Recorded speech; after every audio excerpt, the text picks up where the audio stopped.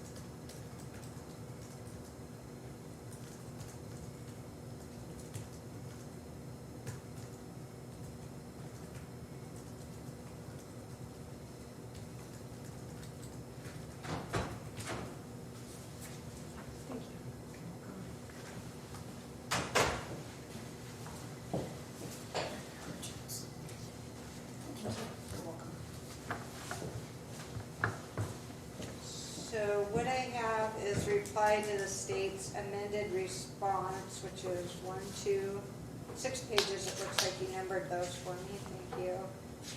And then,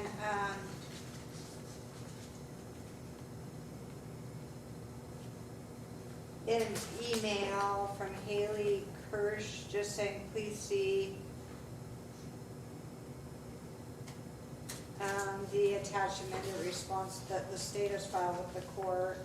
And then I have Exhibit 20 cover page, but there's not obviously 51 pages here. Certificate of service, a 2-page declaration of Mr. Krivolikov, and then another certificate of service. So that's what we just copied. So we're missing I imagine, a very large chunk in between that.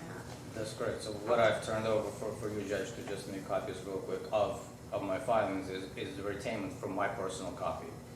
I specifically did not find the need to print 50 pages for me to retain when I have a digital copy of it. But what I have filed with the court was a and paper copy. exact duplicate copy that was served to the prosecution office contains all of the pages, including the cover sheet. And So they're looking for it downstairs, so probably as we're going along today, we'll get a copy of that. But obviously I'm not gonna have a chance to read 50 pages, and that's why part of the reason I'll be taking everything under advisement today. Sure, and the reason I've included the entire filing of all the 50 pages is pertaining to, for the court to have the reference that what we should be discussing today is extraction from that entire most recent discovery, which is an entire PDF file that contains over those 50 pages. And out of that, I'm assuming, is what the prosecution extracted in submission of their,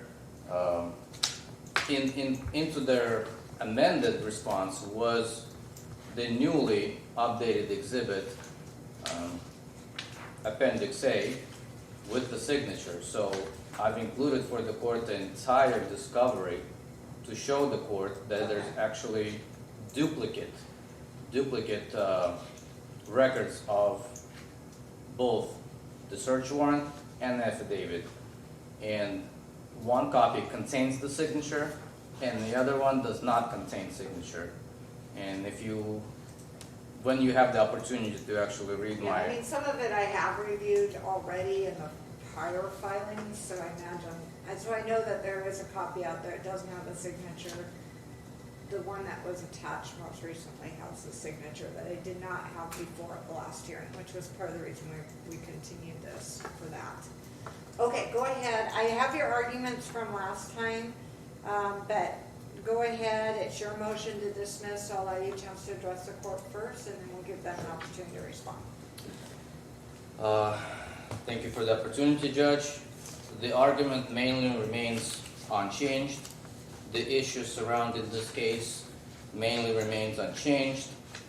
The state's amended response is virtually identical to their original response, other than the slight change in the submission of their Appendix A, which actually raises more questions now than it actually answers. Because I have raised another additional issue of, well, temporal and physical evidence, potential fraud, injury to public records, because how can we now have on record submitted to this court two versions of what should be a singular document? One that does contain the signature and one that does not contain a signature. The court should also take under consideration and advisement that irrelevant of whether the affidavit is actually turned out to be legitimately signed or not, it does not change the fact that in the same submission by the state, obviously, as well, the search warrant in question remains unsigned by either judge. Even in their amended response, the search warrant in question, which was all along the issue, which was raised beginning in the Superior Court and it was re-raised here again, and we are right back in the same situation, same argument, same lack of evidence, and it now, as I may reiterate again, raises more questions than should be answered. Therefore, I think for the purposes of justice, Your Honor, this is probably, how can I put it? I'm a little fed up with this crap. And I think we don't need to have any more hearings, meetings, filings. This should be just, as I pointed out, should be just thrown the hell out.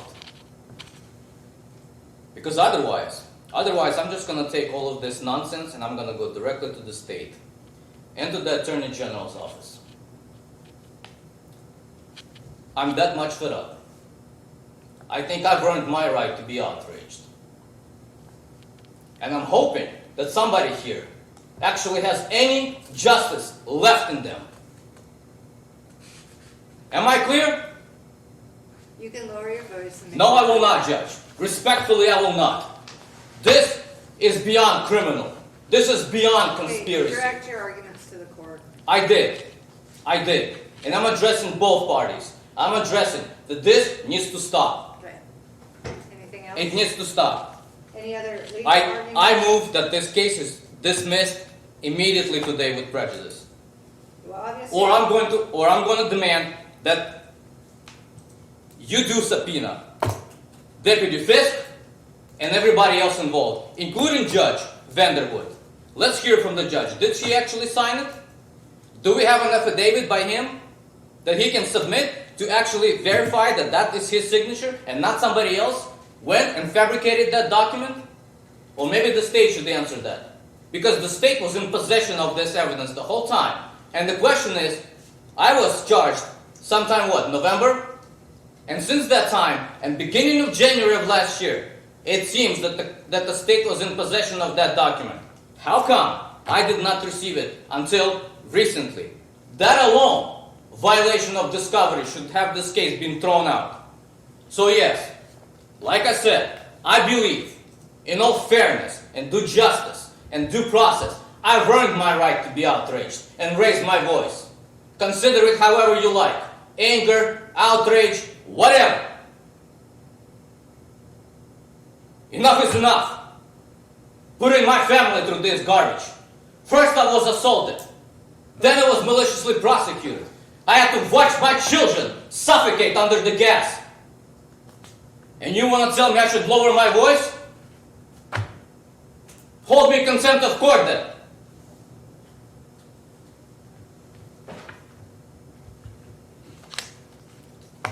Are you done with your argument? I made my motion, Judge. Thank you. State's response?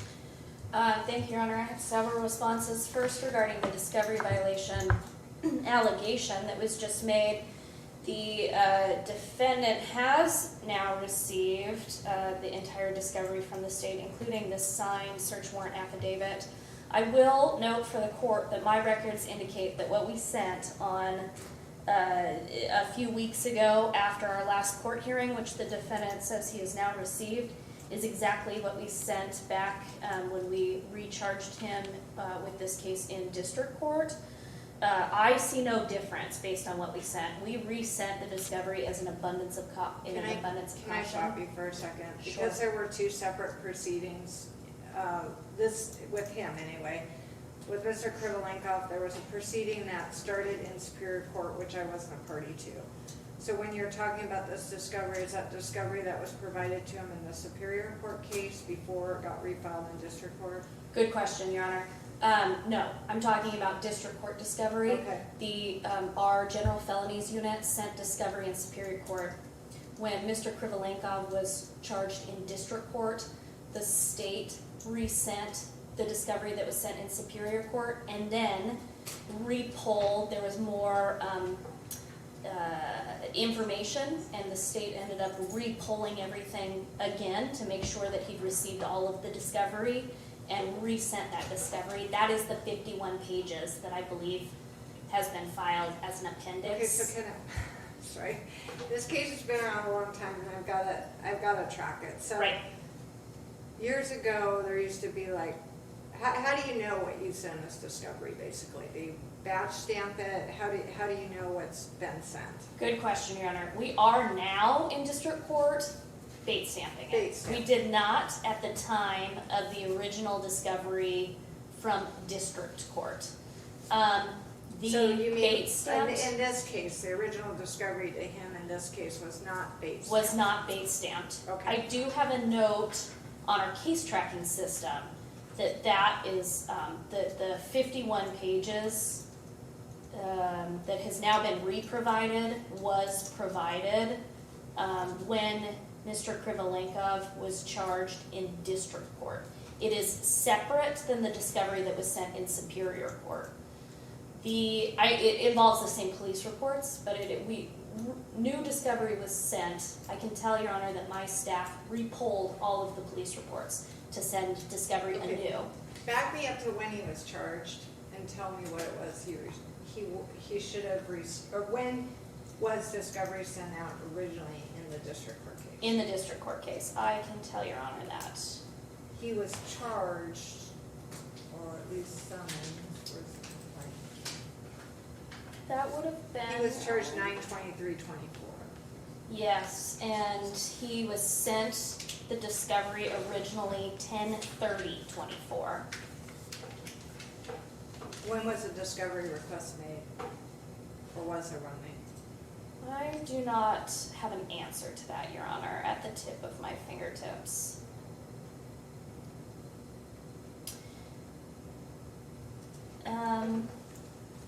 Okay, so the original discovery he was sent on October 30th, 2024 is what you're saying, that was not bait stamped, but it's identical to the discovery that you just sent that was bait stamped? Correct. So the defendant does have the discovery. I will note, not to make things more confusing, he was provided discovery in the general felony case. I'll go back to that in a minute, but you're Okay. confusing me between the two, so I Sure. had this, you were going back and forth, and I didn't know which case you were talking about, so I'm just talking about district court. Right.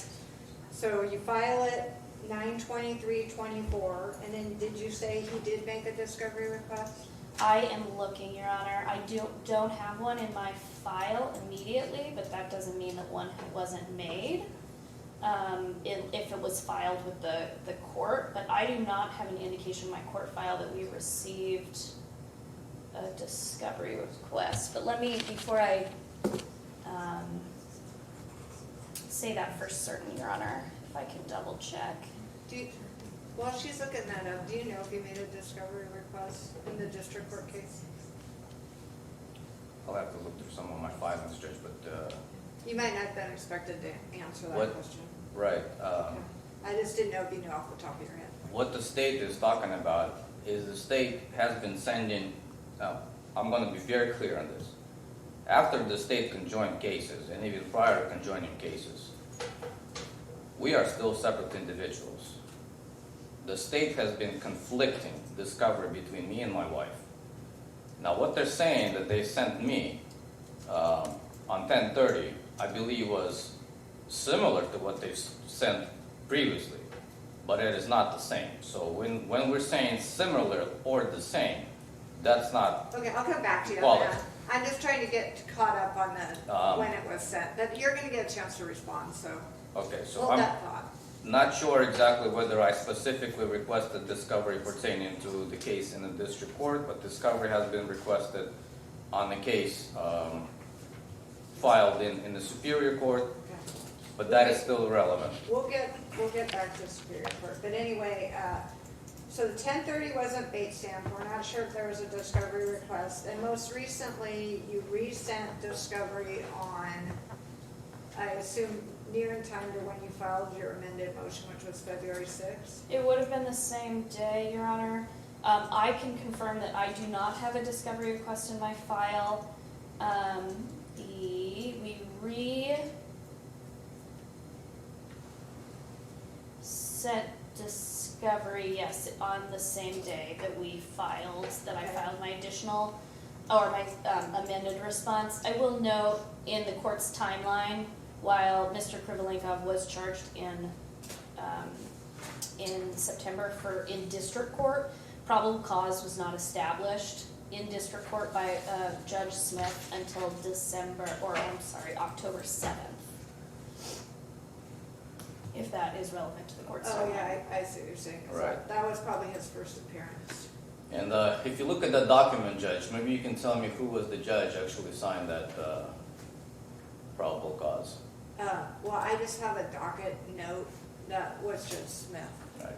Because it's It's up to 51 the pages. same issue with the other document, a fixed signature with no name and no date. Okay, so, all right, so you're saying, just because I'm back on my train of thought, because we're talking about 51 pages, so February 6th additional, or duplicate discovery, according to what you're saying, sent to defendant, which you're saying is identical to what was sent in October? Correct, Your Honor.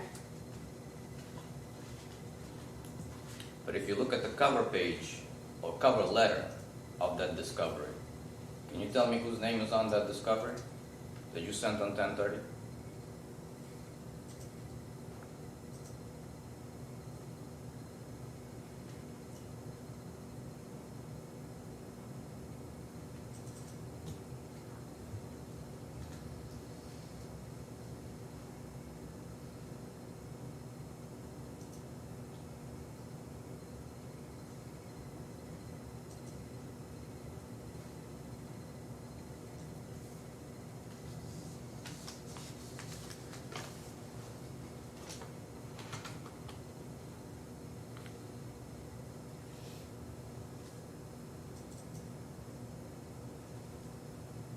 Are you looking for that, or are you just? Oh, waiting I'm for me sorry. to I was say just something? answering the Oh, court's sorry. questions. I thought maybe you were looking up that question, but at any rate, okay, so go ahead with your argument. We'll circle back if we have to. Okay, thank you.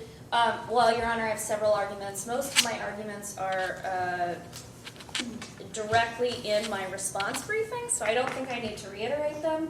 Essentially, this is a NAPSTAD motion, although the defendant has not called it a NAPSTAD motion, but that's the only authority by which the defendant could be asking this court to dismiss his case as pre-trial. Even in the defenses, I'm looking at his original reply to my response. The defendant denies that he made any threats of use of a gun or any threat to shoot or to kill the victims in this case. That, Your Honor, very simply means that the state and the defendant do not agree on the facts, and so his NAPSTAD motion should be defeated. This court should not dismiss the defendant's motion. Regarding his arguments that he was just acting in self-defense, I have provided briefing on that as well, Your Honor. The state's contention regarding that issue is on around page 9 of the state's response. Essentially, the defendant's argument that he was acting in self-defense isn't ripe for a dismissal under NAPSTAD or a pretrial, Your Honor. Viewing every fact and inference in light most favorable to the state, this case should still proceed to trial. The state has proved prima facie, based on the police reports that have been submitted to the court in this case, that the defendant both harassed the victims and committed the crime of obstruction. We're only down to obstruction. Your office dismissed the harassment previously. Your Honor, my office dismissed felony harassment No, they claims in dismissed, Superior when Court. Ms. Sinclair was here, she dismissed it at an earlier motion, I thought. Let me make sure Oh. of that. Maybe I'm wrong. You know, state one, she dismissed count 1 on October 21st, 2024. Understood. Okay. Well, then, Your Honor, we're just proceeding on the obstruction. Then my argument remains the same, that the self-defense is a trial defense that's based on facts by which a jury could or could not find self-defense if the defendant puts forth enough facts in the record for the court to give the instruction and the jury to make that determination. There are no testified facts at trial, and so dismissing based on a claim of self-defense is premature under a NAPSTAD motion. There's no authority by which this court could dismiss under a NAPSTAD motion because of a defense of self-defense. So I'd ask that Your Honor deny the defendant's motion. Regarding the issue of the warrant, Your Honor, the warrant is really neither here nor there to the issues in front of the court today. I have submitted what the state has, which is the signed affidavit by Judge Vanderwood, as well as a search warrant. I will note there is a spot for the judge to sign the search warrant. It is blank. The defendant is correct, but I do have, and I provided the court with an email from Judge Vanderwood to Deputy Fisk that was part of discovery attached to the front of this warrant in the discovery, where the judge is indicating that he has executed the affidavit in the warrant and approved of it. So any technical issue with his signature not being on the warrant, Your Honor, itself is, from the state's position, just a Scrivener's error. It does not affect the operability of the warrant. But regardless, the defendant had committed the crime of obstruction prior to law enforcement receiving the warrant in this case. Said very plainly, the fact that they had to get a warrant in this case was because the defendant was obstructing. And that, from the state's position, is very clear in the police reports that have now been provided to this court through the defendant's filings. And so whether the court finds that the warrant is technically deficient or actually deficient, with the state's position is it is not, it is just a Scrivener's error. The obstruction was completed before the warrant was executed, or the obstruction had started, I guess, before the warrant was executed. And so regardless of the operability of this warrant, it should not affect this court's determination on whether the state can proceed on the obstruction charges.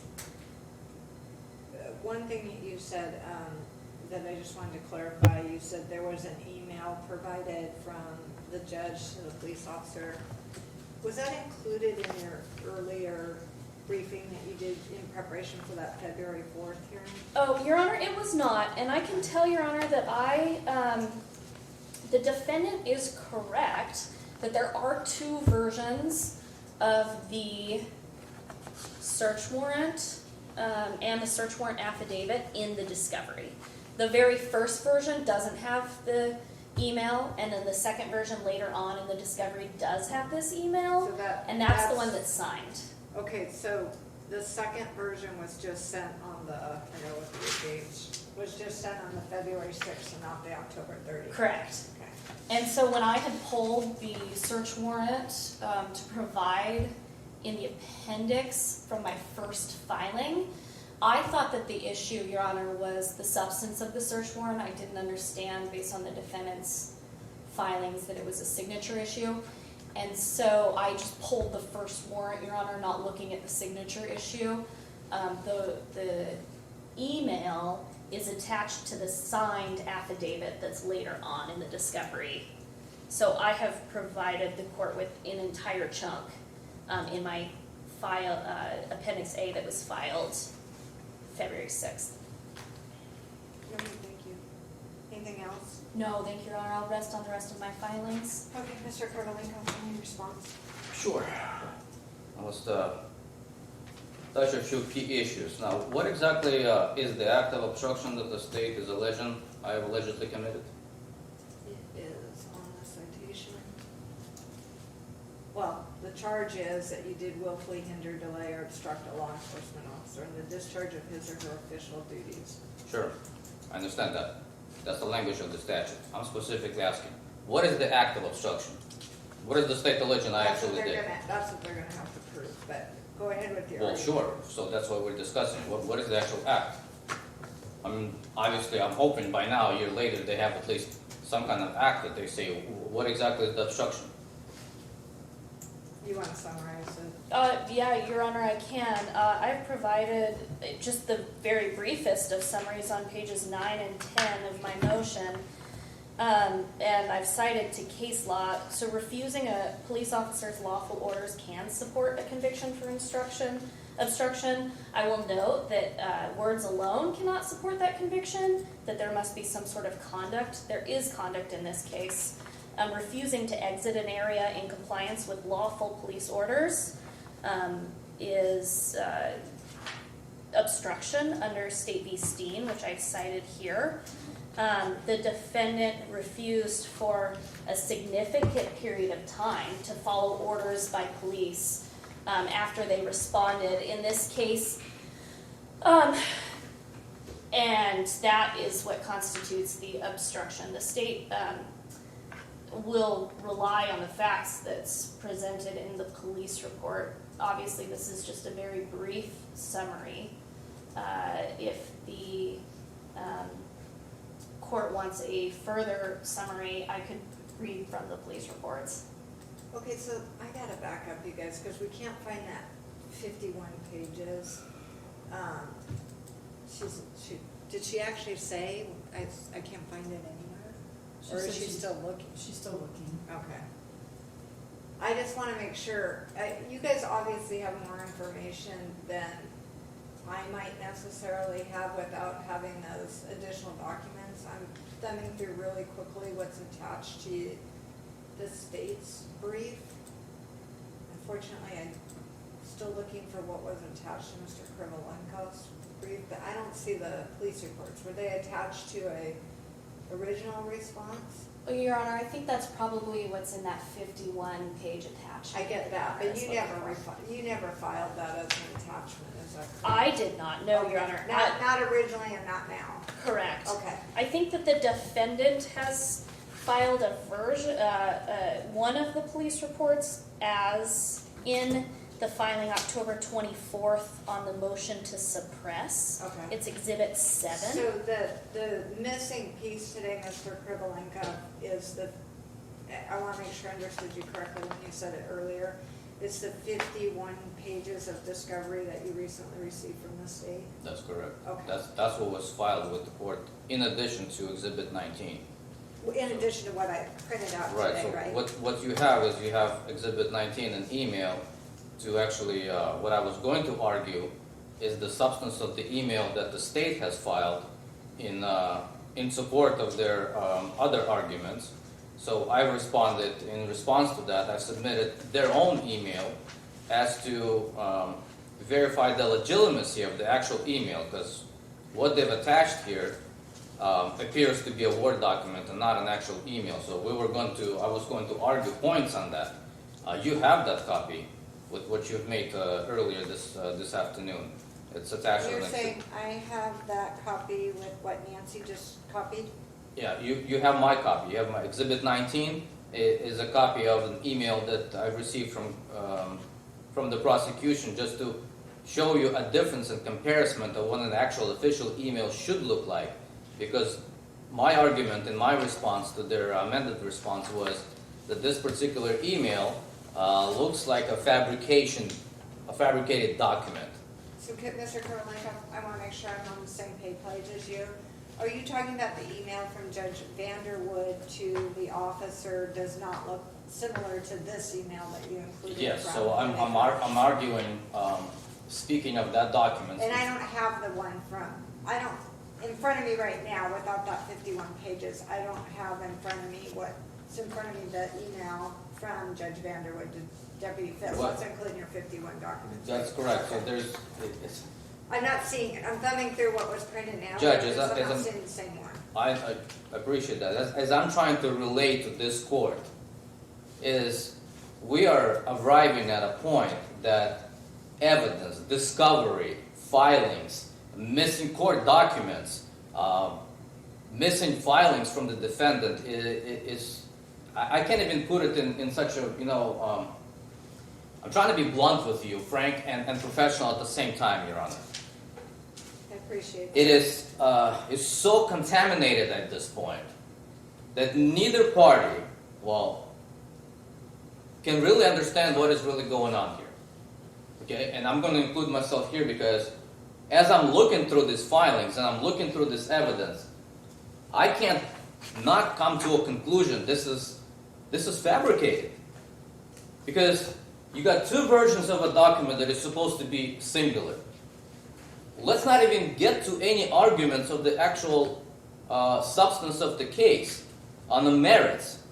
Let's just arrive here and try to figure out this paperwork stuff, okay? Before we can even proceed, because neither the state has documents, neither the court has documents. I have records, I have filed them. You're coming back to me verifying as a fact. You don't have it. The state doesn't have it. Well, who's losing my paperwork? Who's tampering with paperwork? Well, we're going to have to look into that, obviously, to figure out where that is. So how can I even construct a defense and argument, a point across, when nobody can even verify anything? I don't... I've just been handed a note that apparently the clerk that would normally have this was out last week, so she has a lot of paperwork she's going through. But I'll obviously have to dig up those 51 pages, and your argument will be noted. So we probably have to continue this again? No, I don't think so, because you guys are making arguments on what you've already submitted. Okay. So I just need to get the documents before I let's write a continue written then. opinion.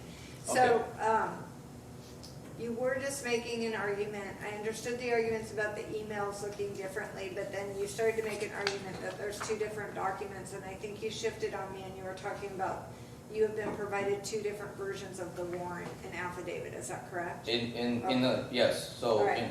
in the 51 pages, you would see that they are, and state actually confirmed it, said that I am correct. So speaking of that first, but my question wasn't specifically answered.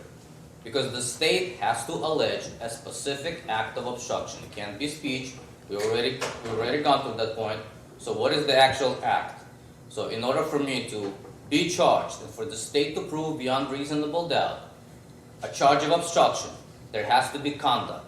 I have already submitted to this court plenty of court cases that the Superior Court, the Supreme Court of the state of Washington agrees there has to be conduct. What's the conduct? What's the act? Okay. Any response? Answer that first. Your Honor, I can just supplement the record, and if Your Honor, okay, go ahead. without finding that 51 pages, it is attached to the defendant's filing October 24th. The police report? The police report, page 5 and 6. Page 5 details what I would believe would be the PC for felony harassment and unlawful imprisonment. Law enforcement then responded. Those charges are dismissed, Counsel. Okay. We are not talking about them anymore. Let her finish her argument. You had your opportunity, let her finish her argument. Because there's probable cause, law enforcement have the lawful ability to arrest the defendant. The police report then reads, I advised deputies who were giving verbal commands to Leonid to go inside of his residence while he was outside filming and yelling at the deputies. Leonid was advised he was under arrest and to walk towards deputies. Leonid continued to yell at deputies and after a short time went into the residence and did not come out. There was a tactical vehicle that was parked in front of the residence. Loud hails were initiated advising Leonid he was under arrest and to exit the residence. He then closed his blinds and curtains in the residence. After the first round of loud hails, it continues talking about the co-defendant's behavior. It was after that, Your Honor, that there was a search warrant that was authored, but there was obstructive behavior prior to the search warrant, both prior and post the search warrant. So the state's position is that regardless of the effectiveness of the search warrant, there are facts establishing with the all facts in light most favorable to the state that the defendant committed obstruction, and so the court, the state would ask that the court allow this case proceed to trial. Can I respond? Yeah. Okay, great. So again, it's unclear exactly what I did, allegedly, as an obstruction. So, we have a situation at my house, a couple of unnamed individuals in an unmarked tow truck arriving late at night at my house. They do not present me any paperwork that they have any authority to be on my property. I explicitly tell those individuals, you are not welcome on my property, you have no right to take my property, and you have to leave. They refuse. One of them makes a 911 call, and the other one files a false police report alleging I threatened him with a gun. Okay. No gun was ever discovered, no gun was ever searched for, and those statements were never independently verified. I have explicitly, multiple times, have denied in my motions that I have ever made such a threat to get a gun and to shoot somebody. In any case, that is my statutory right. I'm on my house, I'm on my property, and whoever unlawfully trespasses on my property, I have every right, and the courts agree, I can threaten that individual, I can verbally threaten that individual, I can use force to get that person off of my property. Well, once they refuse, they're now in the commission of a crime. So, since they were in commission of a crime, they're not criminals, and they will be dealt with as such. Okay? Second of all, when police showed up, not a single report indicates anybody witnessed me with a gun, a pipe, which is my weapon. Sure, I grabbed the weapon. Irrelevant of the type of weapon I have grabbed to decide to defend myself, it is of course my right. And while I'm in the place of my domicile, I have absolutely statutory protection to display any weapon in self-defense. So, what exactly were these deputies there to investigate?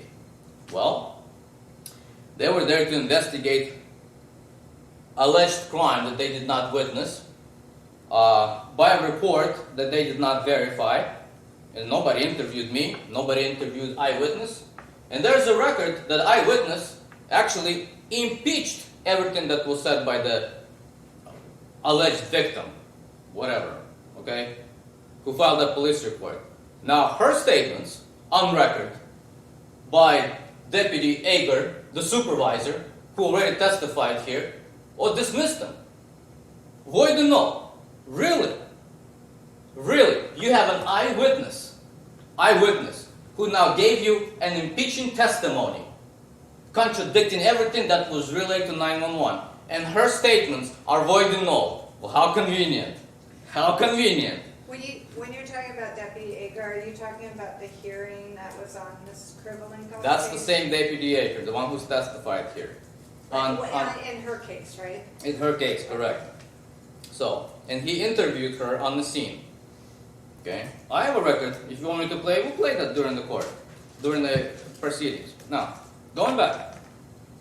So, what the state has just actually read from the report is multiple conflicting orders. You have deputies that are telling me, go back inside the house.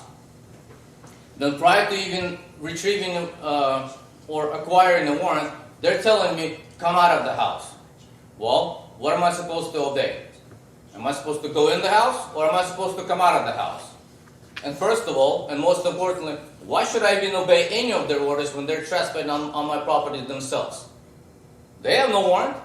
They have no authority. It's irrelevant where they're investigating. Get off my house, get off my property, go investigate, come back with a probable cause, get a search warrant, and then come back on my property. Well, why are you committing a crime on my property? You're telling me to do anything? You better read all the case laws I have cited, Counselor, that one of the elements that the state has to prove is whether their actions on my property was actually lawful, and whether or not they were actually in performance of their duties. And every case law that I have cited clearly states when an officer, and I'm paraphrasing, violates the law and engages in unlawful conduct, there cannot be obstruction of an officer because his conduct is criminal. And by that interpretation, there cannot be an obstruction. Second of all, until the warrant was issued, again, I had no lawful obligation to comply with anything they had to say. Yet they remained.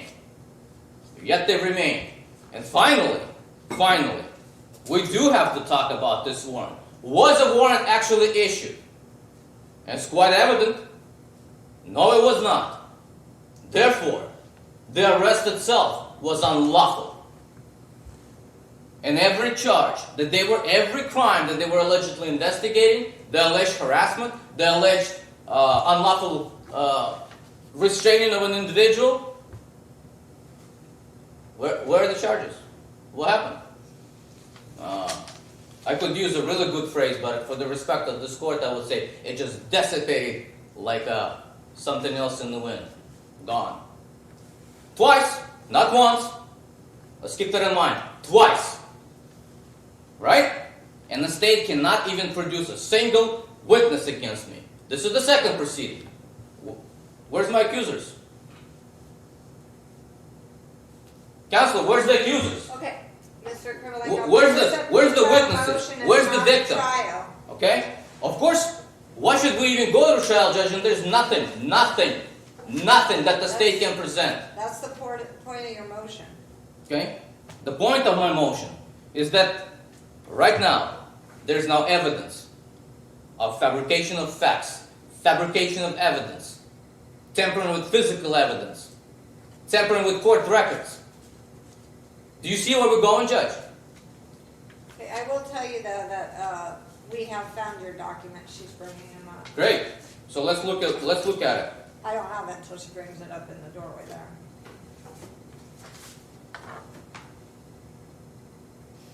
And as I have previously submitted, okay?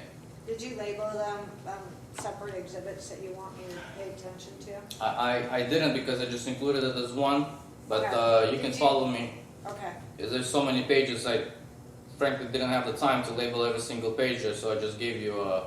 So what if there's something you want me to look at when I'm writing this decision, go ahead and highlight it. Yes, so as we were speaking about the warrant, let's just compare those two documents. So if you start from the beginning and you just look at the PDF pages, so it would be easier for you to follow.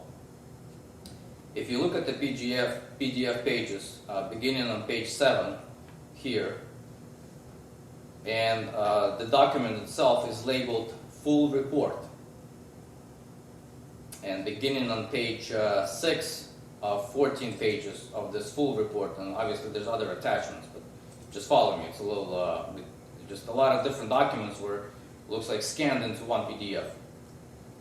So the first one here is actually a search warrant. Okay, so let's keep that for just a brief second, and let's just go to page 10, and Wait, let's hold read. on, Ms. Purvlenko, she's just giving it to me, so let me get caught up to you. Thank you, Ally. Of course. Okay, because there's one very important detail that we have to consider here in the affidavit, is to what I'm presuming why there isn't a signature on one and signature on two.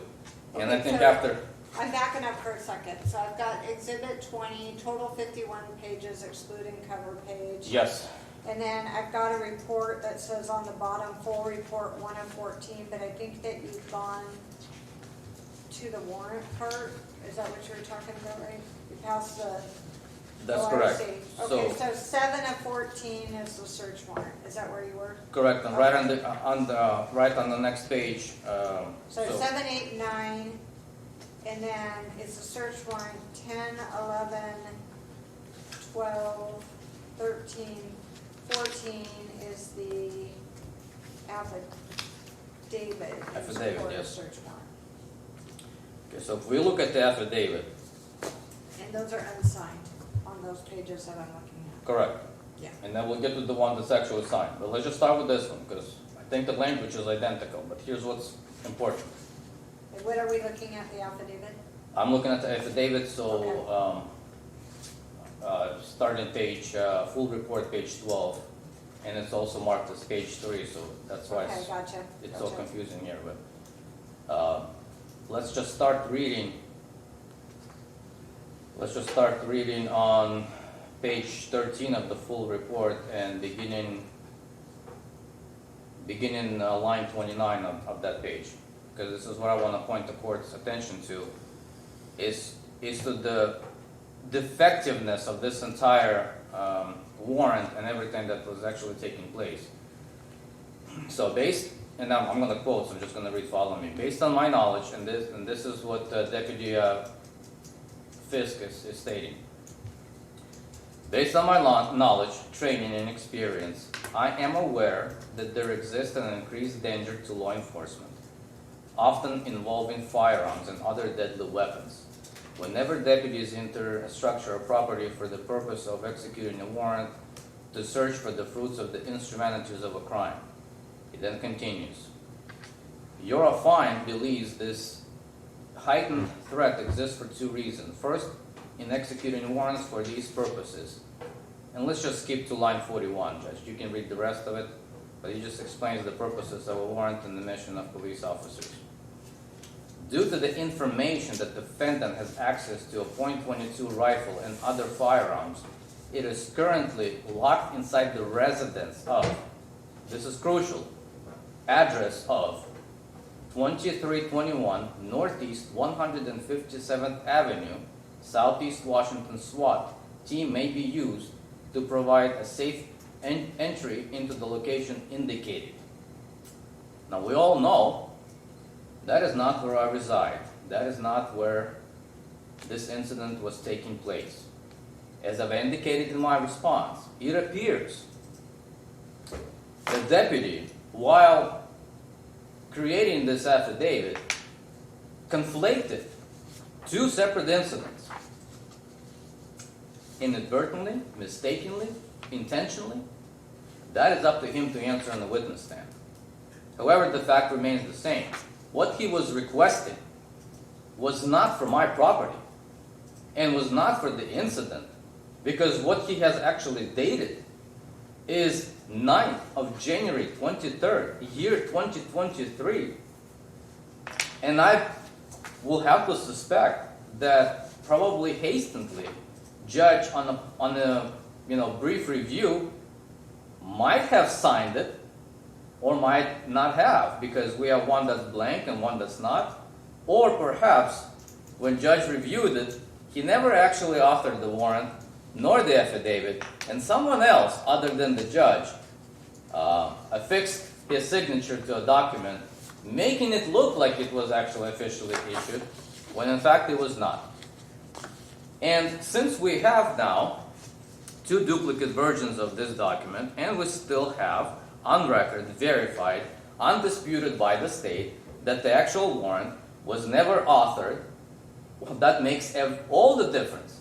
Because first of all, the difference makes it like this. Since I'm in my own home, and there is no search warrant or arrest warrant for my person, or for my property, for my home, I have no obligation to comply with officers.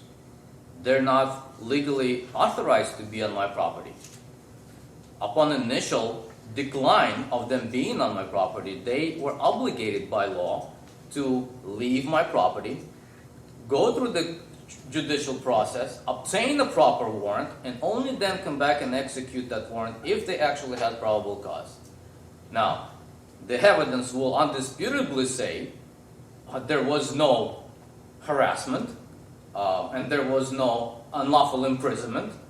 And even if I did threaten anyone, which, yes, I used threatening words, so, isn't that my right? That is absolutely my right. Now let's take a look at the State versus Smith, 1988 case, the state of Washington. Okay? Is this cited in your brief? I think I got that later on. I might have not cited it. Can you give me the site for it? You said it's a State versus Smith, State versus Smith. and then it should have like 42 Washington Ave or something like that. It has what I printed offline. So 111 W 2nd District looks like first 759 dot 2D 372. I think the 111 Washington 2nd 759 would probably get me there. Okay, 1988 decision. Okay, go ahead. You're quoting from it. What's it say? Okay, and here it specifically the court stated in a lawful use of threat, and they are citing multiple statutes regarding self-defense. And I quote, threats of bodily injury also may be made when circumstances justify violent action in self-defense. Thus, the use of force against another, including causing injury, is privileged when necessary to protect personal property. And the court cites RCW 9.01.200 and 9A.16.023, paragraph 3, as well as 9A.16.051. An individual is privileged to cause injury, undeniably is privileged to threaten to do so. And court cites also see Landry versus Daly and other statutes that were reversed on other grounds. So, whatever threat I made, even if the threat turns out to be even, okay, which there is no evidence, that a gun was used, which would still be my right, I'm in my domicile, but even if the threat I did make with the pipe warned those criminals to get off my property, which they refused, is lawful. Therefore, there cannot be probable cause in self-defense of any harassment. Second of all, when deputies arrive, I don't know, counselor, maybe you guys are just blind. Maybe you need some glasses to see which one of my vehicles is actually blocking their way. Oh, and here's another interesting question. How did they actually leave with my vehicle? I was already in handcuffs. My wife was in handcuffs for 2 hours.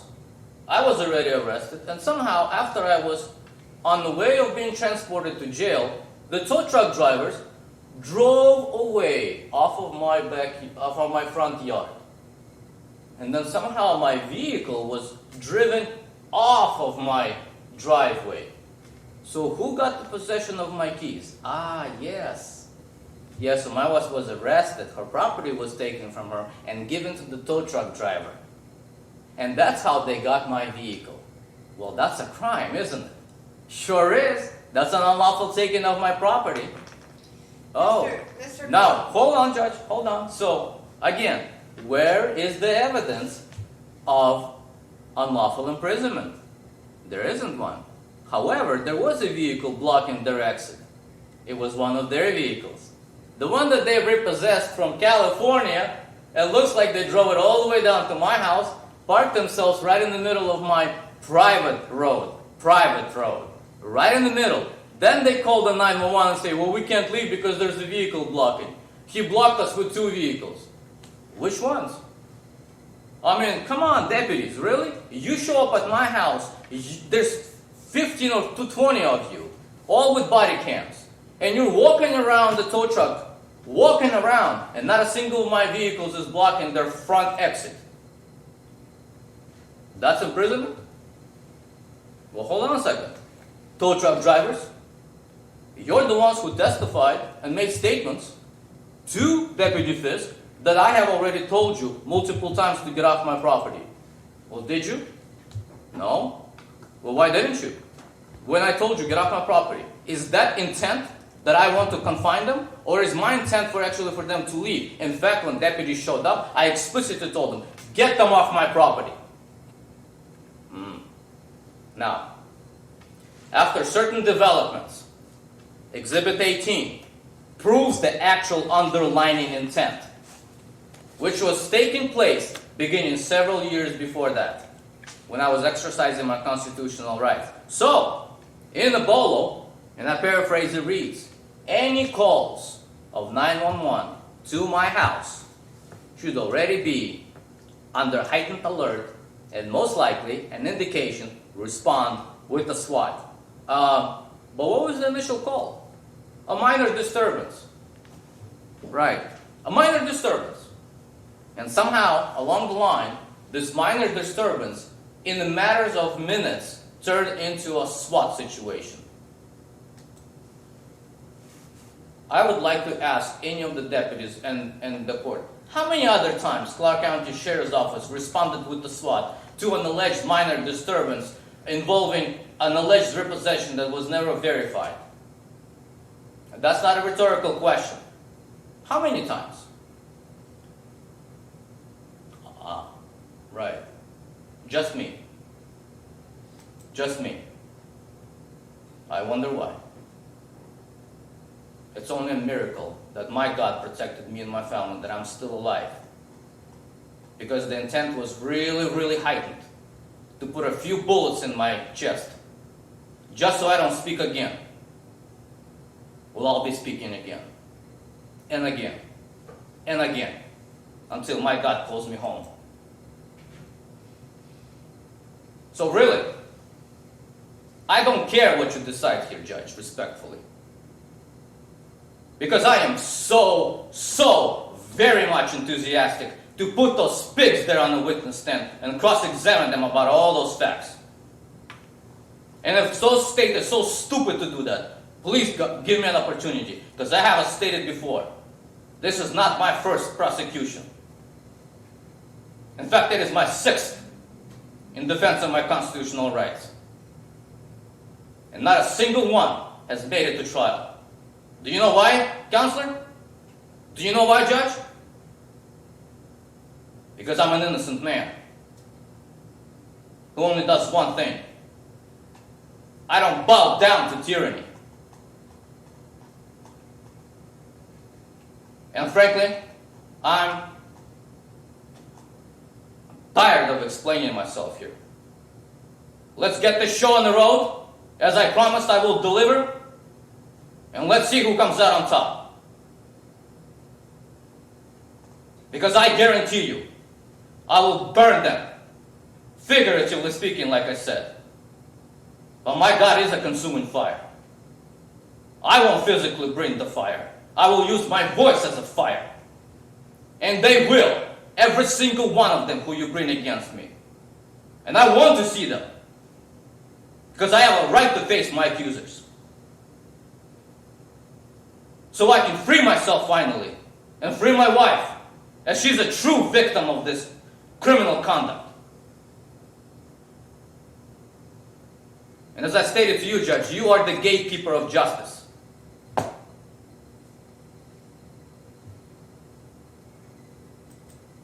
Are my children going to be vindicated? Are my children going to get justice? Are the criminals who made a false police report, are they going to be prosecuted for felony crimes? Because that's what the legislation calls for. It cannot be charged any other way but a felony crime. Not to mention the trespassing, the disorderly conduct, the unlawful taking of my property, etc. So, if it requires that we call 6 individuals to decide my fate, let's stop wasting everybody's time.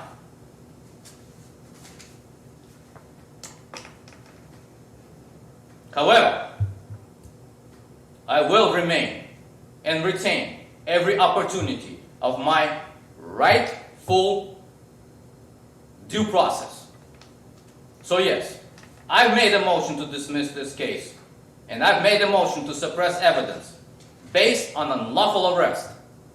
It is beyond a dispute that there was no lawful authority for deputies to make the arrest. Therefore, all evidence against me and my wife are to be suppressed, and I will speak on her behalf. That you, Judge, should. Her case isn't in front of me today, but that's I understand, fine. Okay. but I have marital privileges. Sure. Chuckle, counsel, chuckle.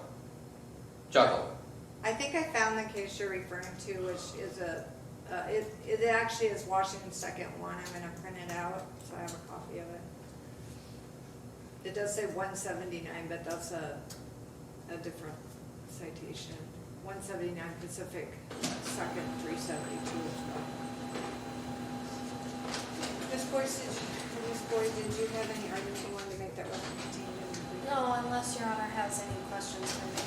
At this point, I don't think I do. I've received the exhibits now, so I have all 51 of those. Great, Judge. I've got the case that you decided to, which I'll also take a look at, and the arguments that you've made. So are you okay? I can send a written opinion either way. Are you okay? The quickest way to do it is by email, but I can send it to your home address if you would prefer that, or I can send it both ways. You can just email it to Ms. Feinberg. I can print it.